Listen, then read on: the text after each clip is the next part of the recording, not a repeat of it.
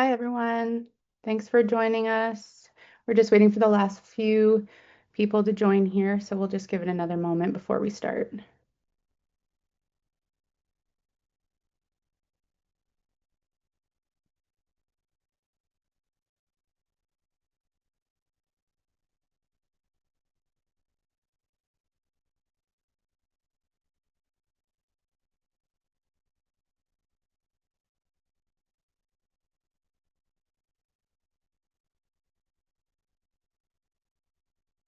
All right. I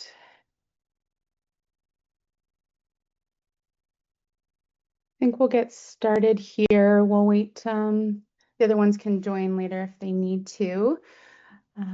Yeah, I can keep an eye, Rebecca. You guys can go ahead and I can keep an eye and let some last minute people in. Perfect. Thanks, Hannah. All right. So thank you everyone here for joining us. Just as a quick note, for any of those of you that are using the web version, the web browser version of Zoom. So Zoom has decided to make it a little extra fun for you guys. We do have some polls that are going to happen throughout the webinar. And being on the web version, you will not be able to click those options on your screen. So it will come up with a QR code that you can scan to answer. So just make sure to have your phone handy. It will just prompt up and you kind of just pick the option on there. So that'll help us with our polls if you're able to do that. So again, thank you to Zoom. But yeah, we will get started here. So we're here to talk about AI. And let's be honest, AI didn't exactly roll in quietly. It showed up fast with very few instructions, and it's went from that cool thing that techie people talk about to why is my CEO asking questions about this every single week? And that shift is exactly why we're here today.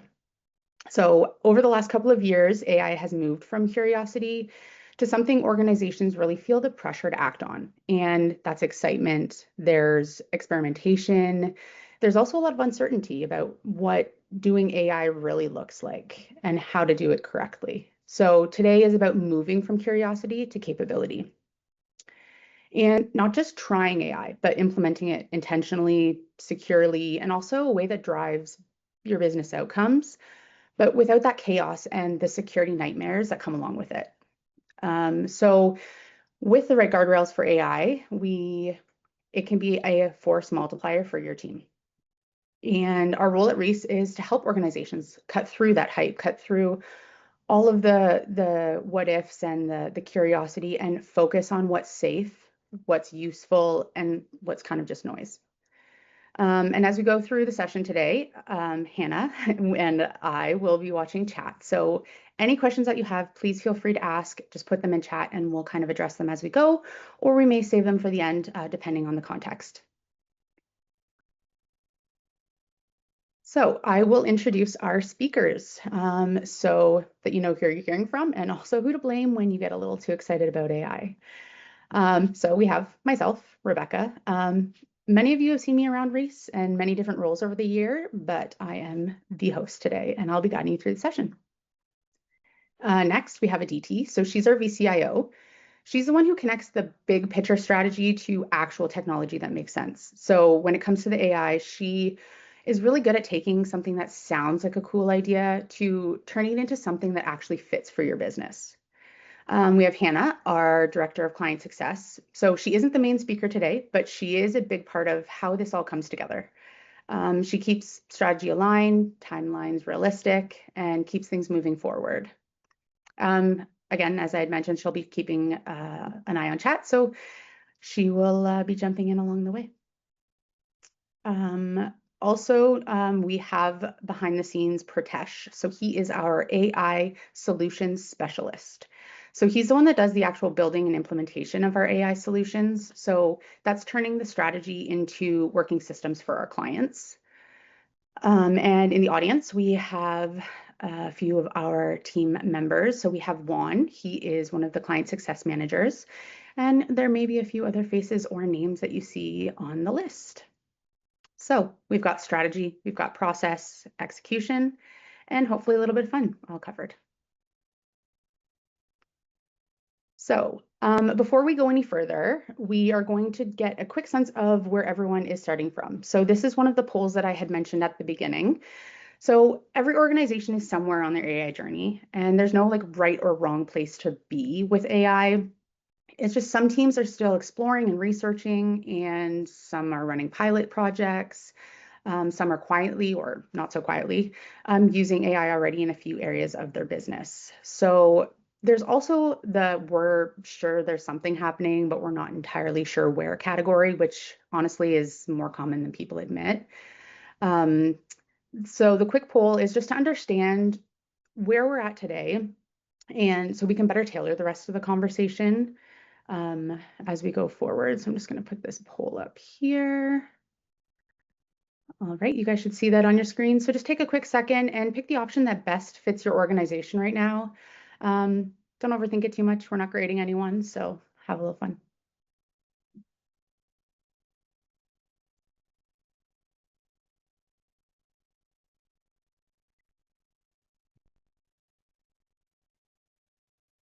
All right, I see a lot of the answers coming in here. That's great. I'll just give another second here just in case for those on the web browser.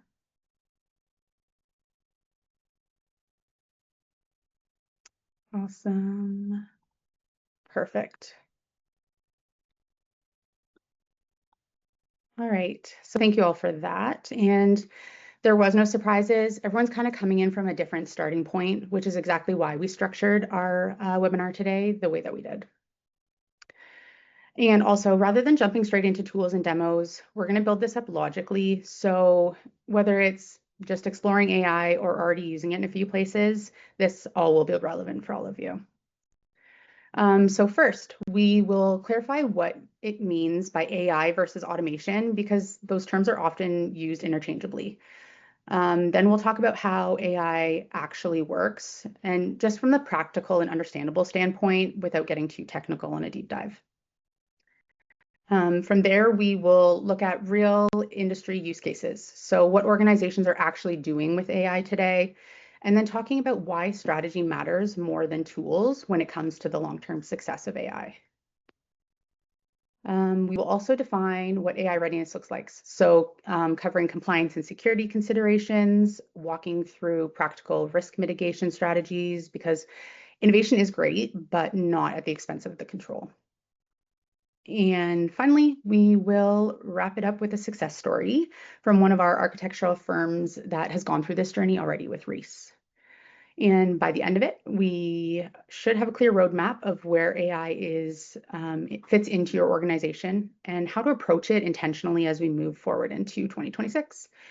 So I'm going to hand it over to Aditi, and she's going to go over how AI and automation are different. Thanks, Rebecca. I can't wait to go over the results from that poll. But it's great to see everyone today. I see a lot of familiar faces, which I always appreciate. We got some really interesting topics to cover. So I hope everyone has their listening and learning ears on. Let's dive right in. Because before we talk about strategy, before we talk about tools, we need to get the basics right. And one of the biggest things that people get wrong is understanding the difference between AI and automation. I know that sounds simple, but almost every failed AI project I've seen can be traced back to getting this one confused. So let's clear it up. Here's how I think about AI. Automation is your morning coffee machine. You press the button, it makes the same coffee the same way every single time. You set the rules, it follows them, predictable, reliable, great at what it does. Now, AI. AI is more like a seasoned cab driver who knows every shortcut in the city, reads the traffic, takes detours, learns which routes work at what time of the day, and gets better the more they drive. AI handles the gray areas. It makes judgment calls. Quick example.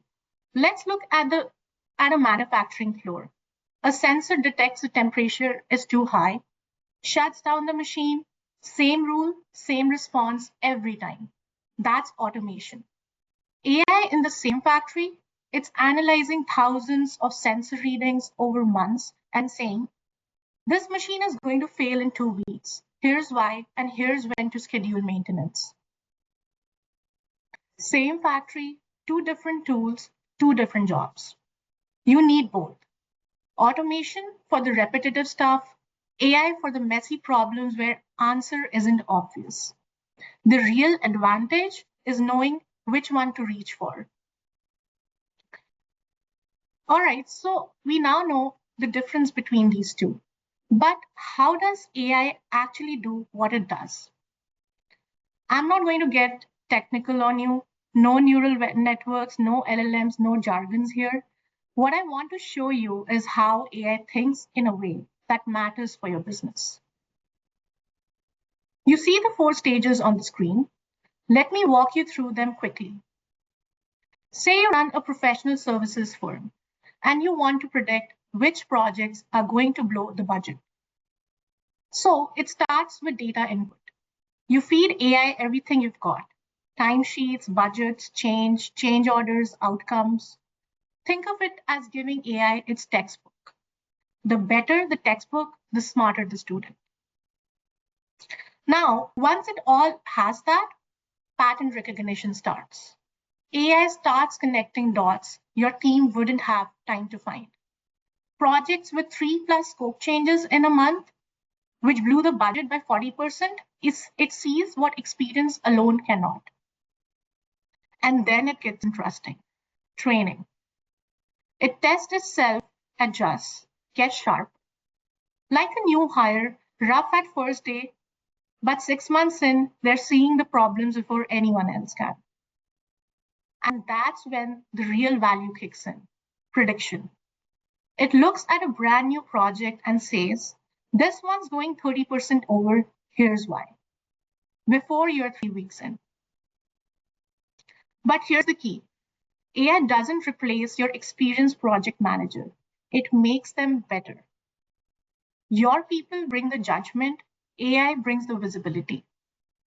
AI can only work with what you give it. Get the right data, everything else has a fighting chance.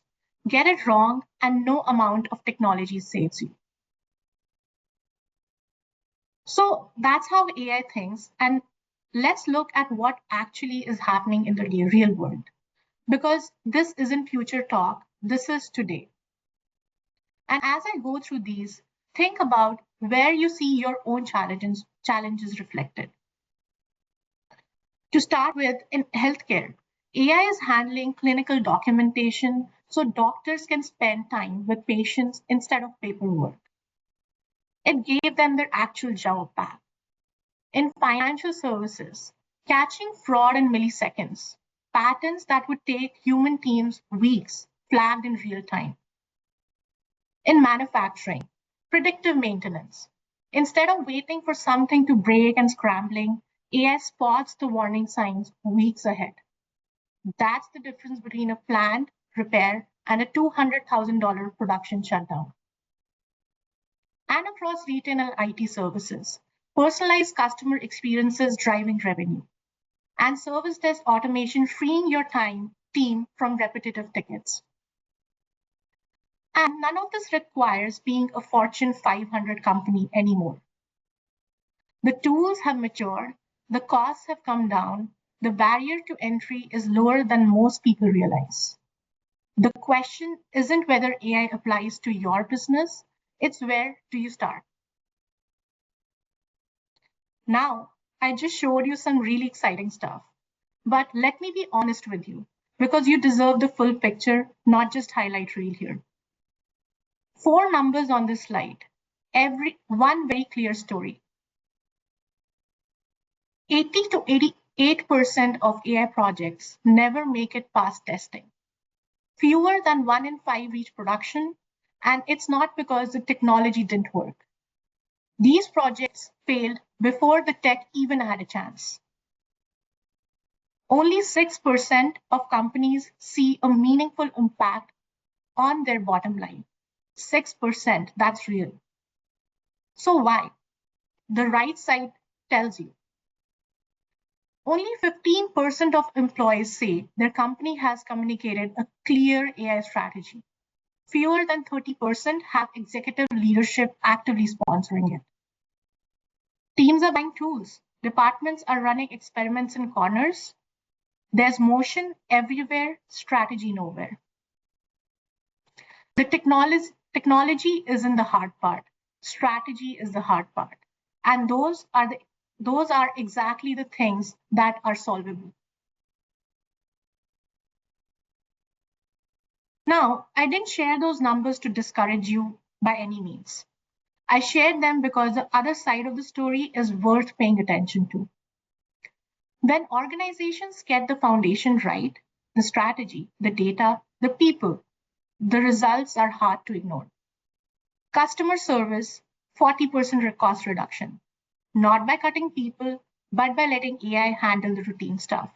Your team stops being ticket machines. Analytics, 25% more accurate. Tighter forecasts, trends spotted before your competitors, decisions based on what's actually happening, not a spreadsheet from last quarter. Process time, 70% reduced. Invoice processing, document review, what used to take days, done in hours. That's not efficiency. That's a completely different way of operating. And revenue up by 35% through personalized recommendations and dynamic pricing. That's not just saving money, that's making money. Now, what connects these four numbers? None of these organizations had a better technology than the 88% that failed. They had better strategy.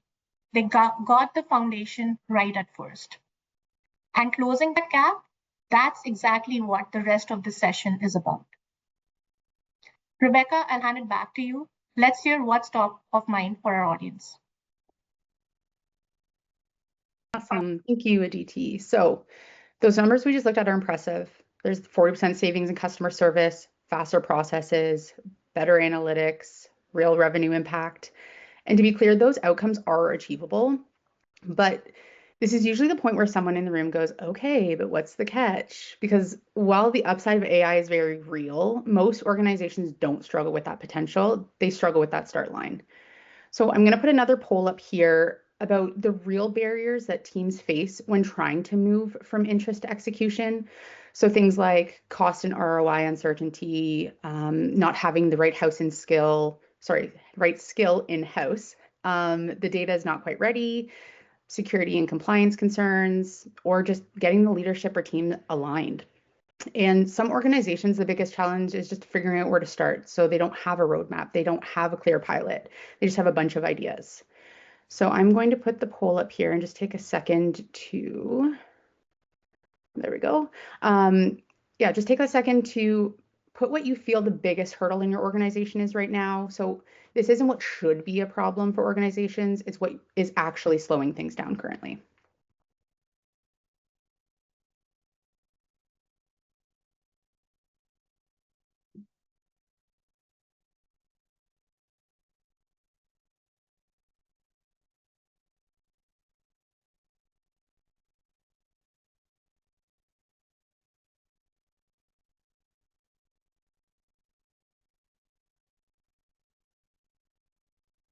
All right, just a few more seconds here.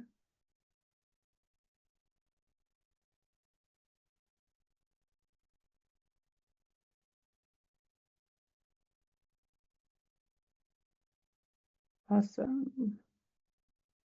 Perfect. Thank you for that. So seeing these results, what stands out isn't any single challenge really. It's just more of the pattern that's familiar.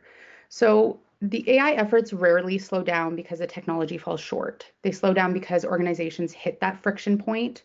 So they're uncertain about this investment or the need to balance innovation with security and compliance. And the not sure where to start response is especially telling. That's less about holding back and more about wanting to do it right, because AI isn't just something that you jump into without that roadmap. So what matters is that these challenges don't exist in isolation. So when one isn't addressed, it often creates pressure on all of the other areas. And that's why the successful AI adoption isn't about that one single problem. It's about approaching the whole picture. And as we walk through how to tackle these challenges step by step, so uncertainty becomes confidence and the progress actually sticks. And these aren't a list of roadblocks, they're just a map of where leadership needs to focus the most.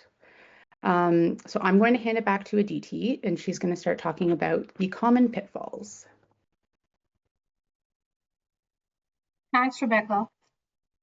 So you've just seen what barriers are top of mind for everyone here. And I'm guessing a few of those hit pretty close to home. Here's the thing, those aren't unique to your organization. We see the same patterns everywhere, and they all trace back to four pillars that sink AI projects over and over again. The good news, every single one of them is fixable once you see it clearly. First is poor data quality. This is the silent killer. 70% of AI projects fail right here, at the data layer. Remember what we talked about earlier? AI is only as good as what you feed it. If your data is scattered across disconnected systems, full of duplicates, sitting in silos, nobody talks to each other about. AI has nothing solid to stand on. But here's the thing, you don't need perfect data. Nobody has perfect data. You need organized, accessible, governed data. And that's a very achievable starting point. Second, having no clear strategy. This is the shiny object trap. Someone sees a cool demo at a conference, buys the tool on Monday, and by Friday, they're asking, now what? That's like buying a GPS and driving without picking a destination. You'll move, but you won't get anywhere useful. Third is the skills gap. Your team might not have AI expertise yet, and that's completely fine. Most organizations don't. What matters isn't whether you have the skills today. It's whether you have a plan to build them. Training, hiring, or partnering with someone who's done it before. And fourth, realistic expectations. This is the one that kills good projects too early. Leadership greenlights an AI initiative, expects ROI in 90 days. And when it doesn't materialize overnight, they pull the plug on something that was actually working. AI is not a light switch. Think of it more like a fitness plan. You don't see results after one workout, but consistent effort, that compounds into something remarkable. Four pitfalls, all fixable, and the organizations that avoid them, those are the ones getting the 40% cost savings and the 70% time reductions we just talked about. So how do you avoid these pitfalls? You build on a solid foundation. And at Reese, we have identified four pillars that determine whether an organization is truly ready for AI or just hoping for the best. Think of these like the legs of a table. You can get away with one being a little wobbly, but if two or three are missing, nothing you put on top is going to hold. Pillar one, data infrastructure. We have already talked about this. Do you know where all your data lives? Who owns it? Who can access it? Is it in a state that AI can actually work with? You don't need $1 million data warehouse. You just need to get your house in order before you invite guests. The second is strategic alignment. This is the why behind everything. What business problem are you actually trying to solve with AI? Not, we should do something with AI. That's how you end up with GPS and no destination again. I'm talking about specific use cases tied to specific outcomes with a clear picture of what success looks like.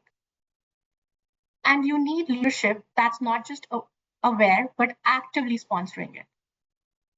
If your CEO cannot explain why you're doing AI in one sentence, you're not aligned yet.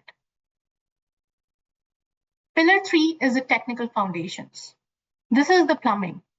Can your current infrastructure actually support AI tools? Can they integrate with your team already uses every day? And here's the one that catches people off guard.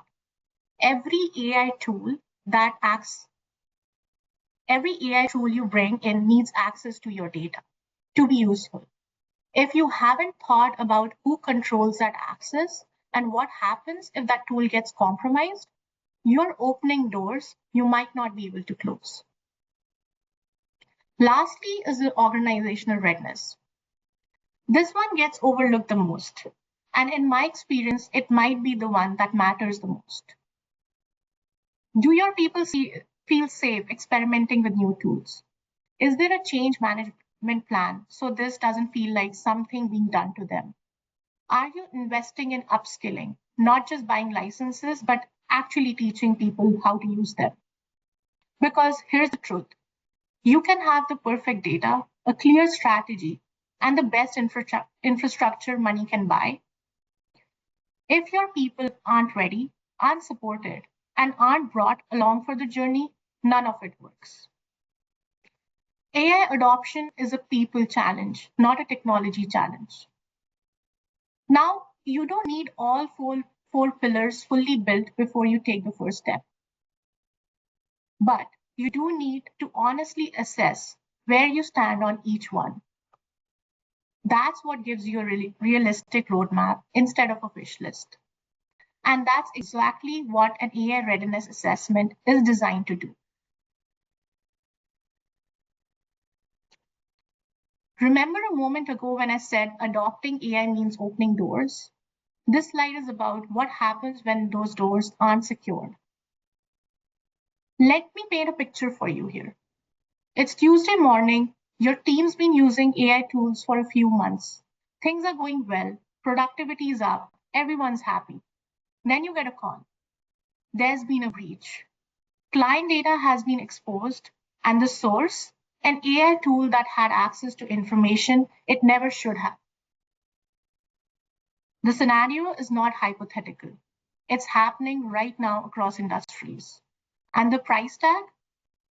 The average AI-related data breach is costing organizations $6.2 million. That's the real number in 2026. And it's getting worse. 75% of breaches now involve AI-driven techniques. Sophisticated phishing that looks exactly like your CEO's writing style, automated credential attacks that run 24/7, deepfake social engineering that can fool your most experienced people. Here's what keeps me up at night. It's not just the threat from outside. 1 in 3 security incidents are now tied to internal AI misuse. And I'm not talking about malicious employees. I'm talking about the good people trying to work faster.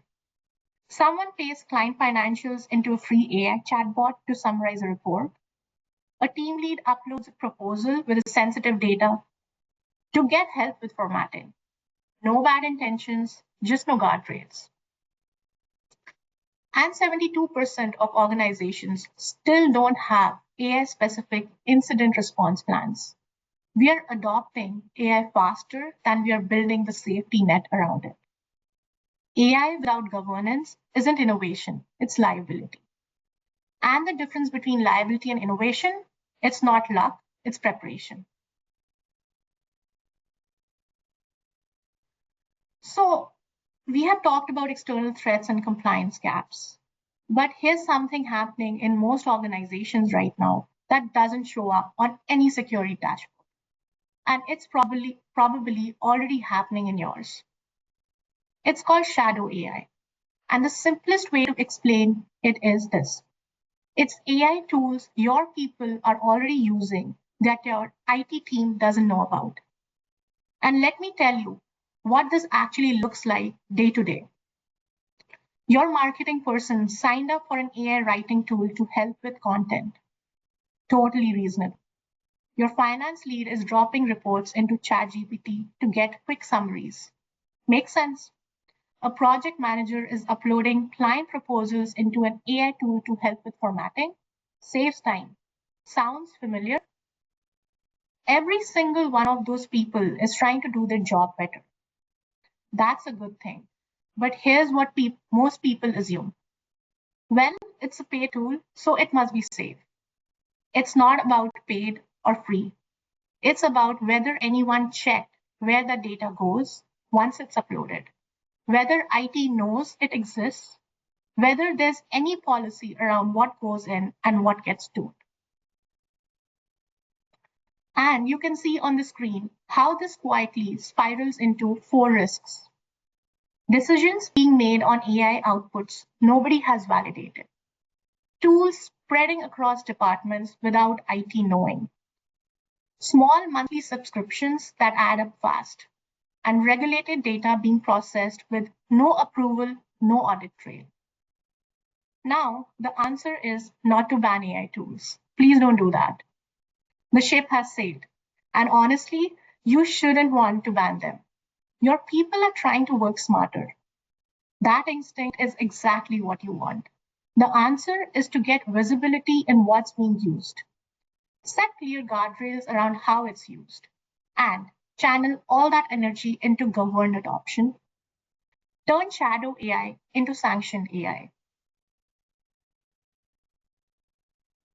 All right, so we have covered the risks, the pitfalls, the readiness actually looks like. Now let's answer question I know everyone's been thinking since we started. Where do I actually begin? 5 high impact areas on the screen where AI can start solving real problems right away. I'm not going to walk through each one because you can read them. What I want you to do instead is something more useful. I want you to think about your last week at work. Where did your team lose the most time? Was it repetitive tasks nobody should be doing manually? Customers waiting too long for answers? Staring at data and not knowing where it's telling you, what it's telling you? Making decisions on gut feel because pulling the actual number just takes too long? Whatever just came to your mind, that's your starting point. Not all 5, not 3, just one. And here's the honest advice I give every single client we work with. Pick the area where you have the most pain and the best data. That intersection, pain plus data, that's your sweet spot for a first AI win. A focused pilot that delivers one quick, measurable result will do more for your AI journey than a grand plan that tries to solve everything and never launches. And if you're sitting there thinking, I know where the pain is, but I'm not sure about the data, that's exactly what a readiness assessment helps you figure out. Rebecca's got a poll coming up where you can vote on which of these areas matter most to you.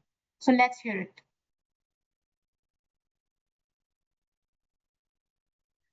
Awesome. Thank you, Aditi. So up until this point, we've talked about what AI can do, what gets in the way, and how organizations start to move forward. So now we're going to flip the perspective just a little bit. If you had to pick that one AI priority to implement tomorrow, not the strategy deck, no multi-year roadmap, just that one area that would make that biggest impact right now for your organization, what would that be? Would it be that automated repetitive tasks that gives your team that time back and reduces the errors? Would it be the customer experience to be faster, getting better insight from your data so that the decisions don't feel like educated guesses? Or maybe it's helping leadership make that more informed decision and reducing the operational costs with that smarter automation. But if none of those quite fit on the poll that I'm going to put up here, there is an option for other. So you can feel free to call it out in chat if none of these apply. I'm just going to put this up here. Okay, I should see that on the screen. So the reason we're asking is simple. Successful AI adoption doesn't start everywhere at once, like Aditi had mentioned. It starts with that one high impact win to get that momentum and to build that confidence. So if you guys could just take a second here, vote in that area that would move that needle just that little bit forward right now for you.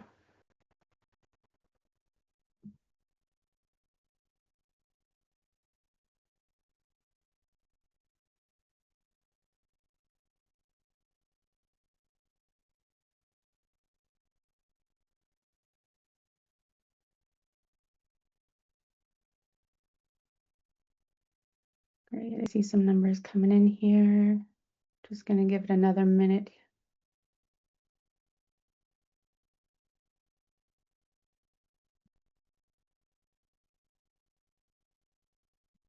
All right.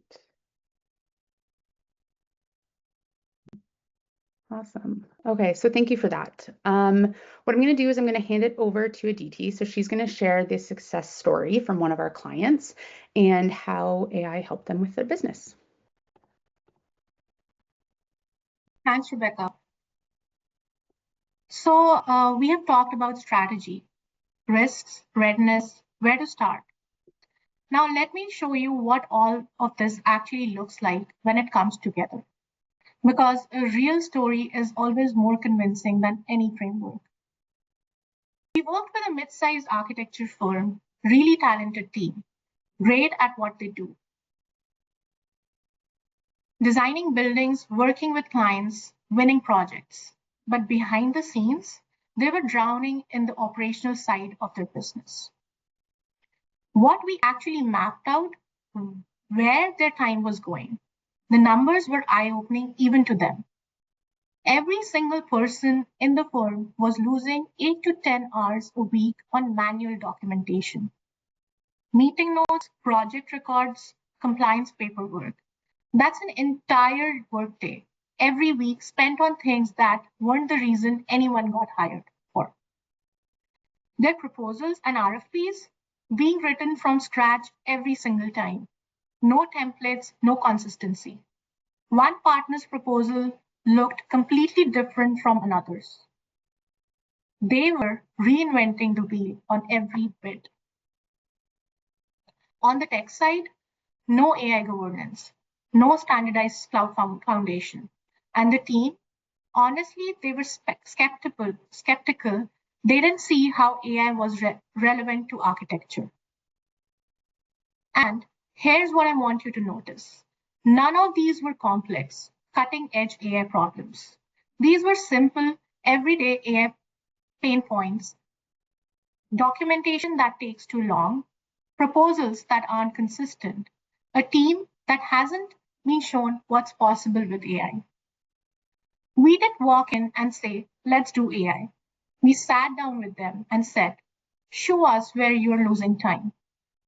And once we could see it clearly, the use cases practically identified themselves. Does any of that sound familiar? So how did we actually do it? Because it's one thing to identify problems, it's another to fix them without turning the whole organization upside down. We designed a 6-month pilot, not a 2-year transformation program, not a massive overhaul. 6 months, 5 clear phases, and what you're seeing on the screen is the exact roadmap we followed. Phase 1 was a foundation building. Before we even mentioned the word AI, we migrated the collaboration workloads to the Microsoft Cloud. Because you can't layer AI on top of fragmented infrastructure. This is the eat your vegetables phase, not glamorous. Nobody gets excited about a cloud migration. But without it, nothing else we did would have mattered. Phase 2, assessment and strategy. Remember the 4 pillars? This is where we applied them. We ran a full AI readiness and risk assessment. Instead of guessing where to start, we had a clear map. We knew exactly which use cases would deliver the fastest wins with the least disruption. Phase 3, pilot. We rolled out Microsoft Copilot to 30% of the team. And this was intentional, not one department, a cross-functional group. Designers, project managers, and admin staff. Because we needed to see whether AI delivered value across different workflows, not just one corner. Phase 4 was training and enablement. This is where most organizations drop the ball. They buy licenses, roll out the tool, and expect people to figure it out. That doesn't work. We ran hands-on Copilot training sessions. We set up AI office hours where people could bring in real problems and get coached through them. We did lunch and learns to keep the momentum going because adoption without enablement is just shelfware. And last was adoption and scale. We helped them build an internal AI champions group, people within the firm who became the go-to resources for their colleagues. They didn't need us in the room anymore. The capability was embedded in the organization. That's how a pilot becomes permanent. And here's the important part. At no point did we ask them to stop what they were doing and overhaul everything. Each phase was designed to fit around their day-to-day work, steady, strategic progress, no big bang, no chaos. And where it all pays off. Because at the end of the day, if you can't measure it, it's just a nice story to tell. Remember, earlier I told you every person in this firm was losing 8 to 10 hours a week. Let's talk about what happened after 6 months. Across the firm, we have projected 9,500 hours saved annually. Now that's a big number. So let me put it in perspective. That's the equivalent of 4.5 full-time employees worth of capacity unlocked without hiring a single new person. At the individual level, each person got 5 to 6 hours back every single week. They were losing 8 to 10. They recovered more than half and redirected it to billable design work, client relationships, problem solving, the stuff they got into architecture to do in the first place. RFP turnaround dropped down by 42%. In their industry, speed wins work.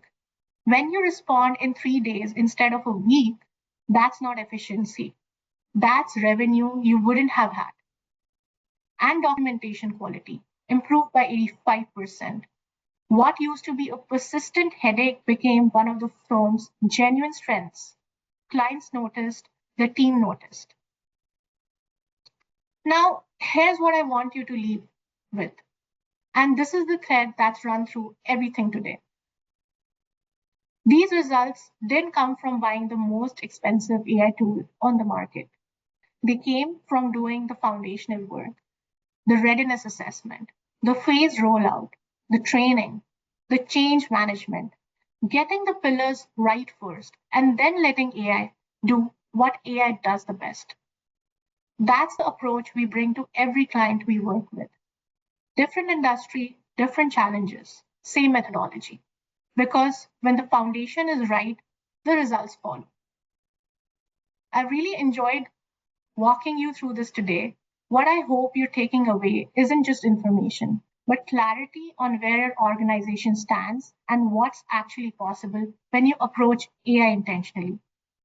I'm going to hand it over to Rebecca now. She's going to walk you through how Reese can support you on this journey, help you figure out exactly where you fall on the readiness scale and what the right next step looks like for your organization.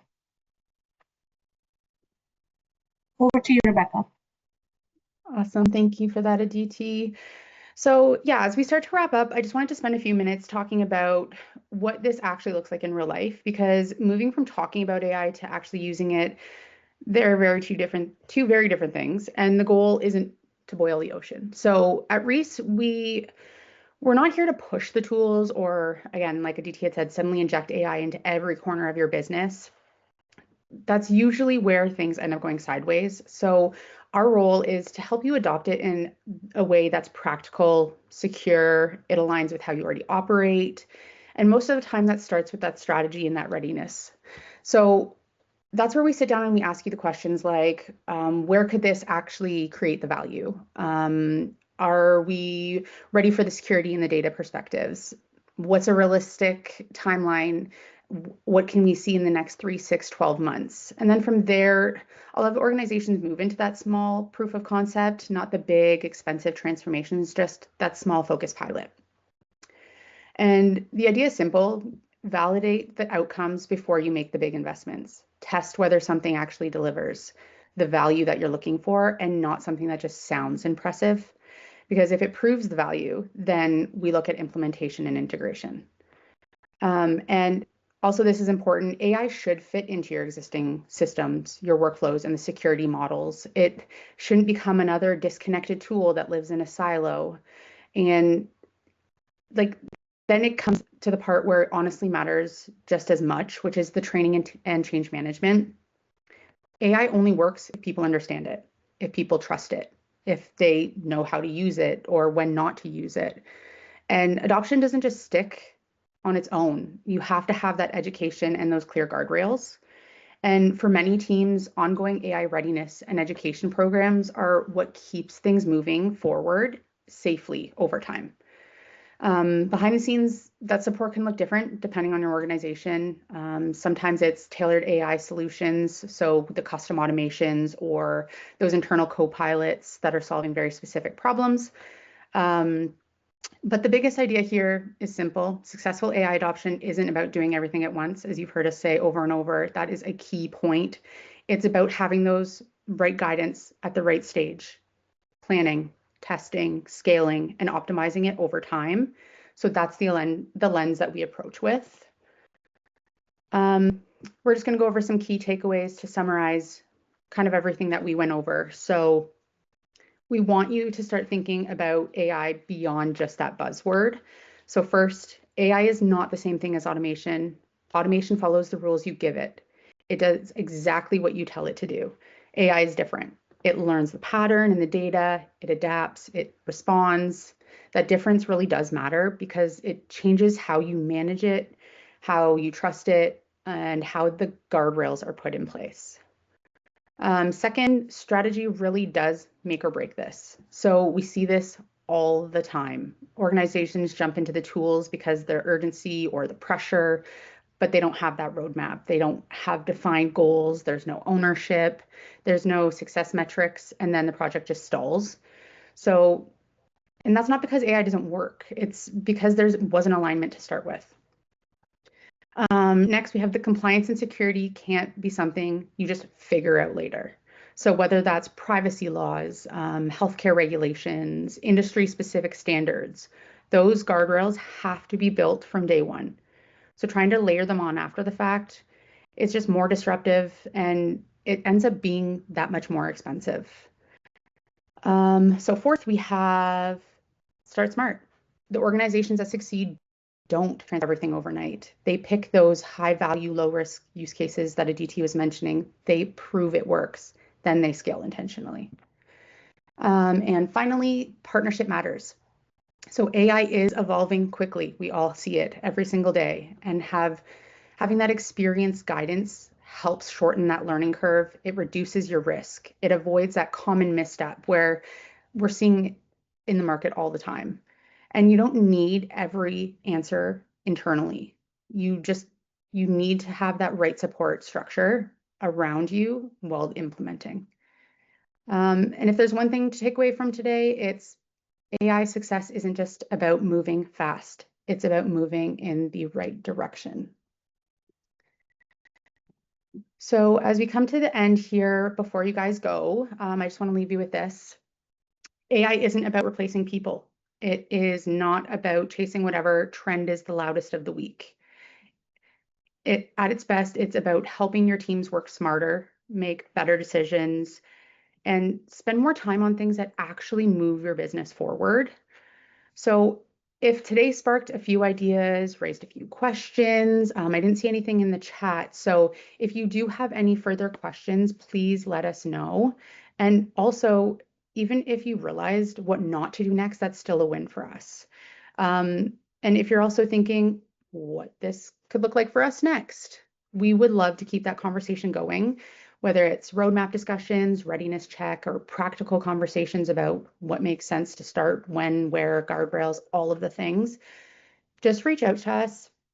Again, we have a QR code on the screen. If you scan it, it will bring it to a contact page. You guys also have your CSM's contact information, so you can contact them for any next steps. But again, there's no pressure, no hard pitch. This is just the conversation about when it makes sense for you. So thank you for spending the day with us, enjoying our polls, engaging in our polls. Hopefully none of you guys had any issues with web browser version, but we really appreciate the interaction, and hope you enjoy the rest of your day. And we'll talk soon. Thank you so much, everyone. Hope to hear from you soon. Bye. Thanks, everyone.